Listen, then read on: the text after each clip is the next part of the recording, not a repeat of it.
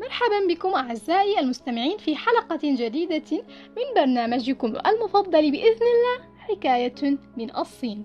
أقدمه لكم أنا سلمى سمير، وأرجو أن ينال إعجابكم.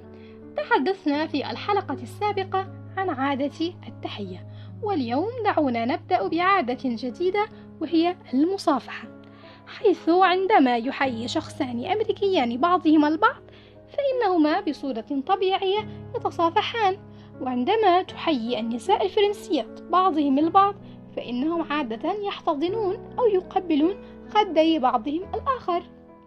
أغلب البلاد الغربية لديهم ثقافة المصافحة والقبلات، ولكن بالطبع توقفت في الوقت الراهن بسبب الكورونا، حيث يظهر الناس تحيتهم ومودتهم عن طريق الأيدي والقبلات. ولكن في الصين الأمر مختلف، حيث أن المصافحة بالأيدي أصبحت أكثر انتشارا، إلى أن الناس لا يحتضنون أو يقبلون أثناء التحية حتى فيما بين أقرب الأصدقاء. التحية الشائعة هي مرحبا، وإيماءة بسيطة بالرأس، ولكن لا شيء جسدي أكثر من المصافحة حتى بين النساء، هذا للحفاظ على الثقافة الصينية الأكثر تواضعا، والتي بها لا يجب أن يظهر الفرد مودته وعواطفه على الملأ. إنه حتى من النادر بالنسبة للأزواج والزوجات الصينيين الكبار في السن أن يمسكون بأيدي بعضهم البعض أو يظهروا المودة على الملأ، وفي حين أن الجيل الأصغر يصبح أكثر تحررا، ولكن ثقافة التواضع لا تزال قوية وبحد كبير.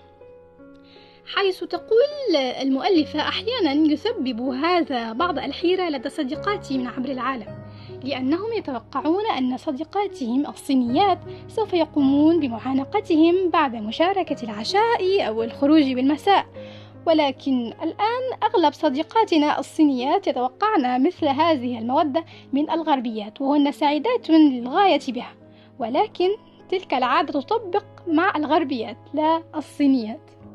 والآن وصلنا إلى نهاية حلقتنا، أرجو أن تنال إعجابكم وأن تسعدوني بتعليقاتكم ومشاركتكم بالطبع.